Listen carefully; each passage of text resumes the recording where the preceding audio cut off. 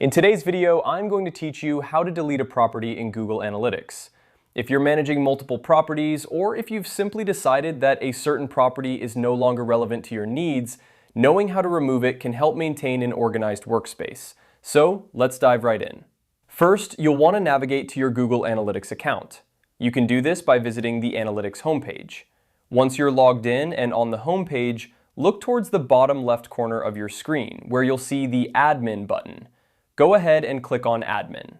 This is your gateway to managing various aspects of your Google Analytics account, including properties.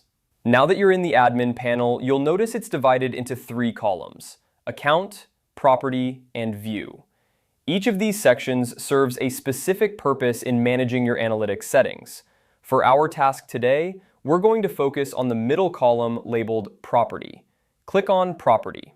This section lists all the properties associated with your account, allowing you to manage and configure settings for each one.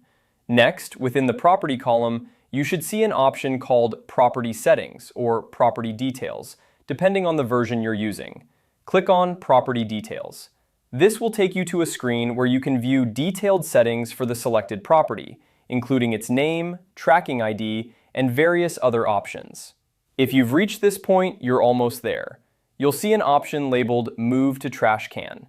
Clicking on this option will initiate the process of deleting the property. It's important to note that once you move a property to the trash can, it will remain there for 35 days before being permanently deleted. This grace period allows you to recover the property if you've made a mistake or changed your mind. And that's it. You've successfully navigated through the steps to delete a property in Google Analytics. It's a straightforward process, but remember to be sure before you delete, as recovering a property after 35 days is not possible. Keeping your Google Analytics account tidy by removing redundant properties can help streamline your data analysis and make your reporting more efficient. Thanks for watching, and I hope you found this tutorial helpful. If you have any more questions or need further clarification, feel free to leave a comment below.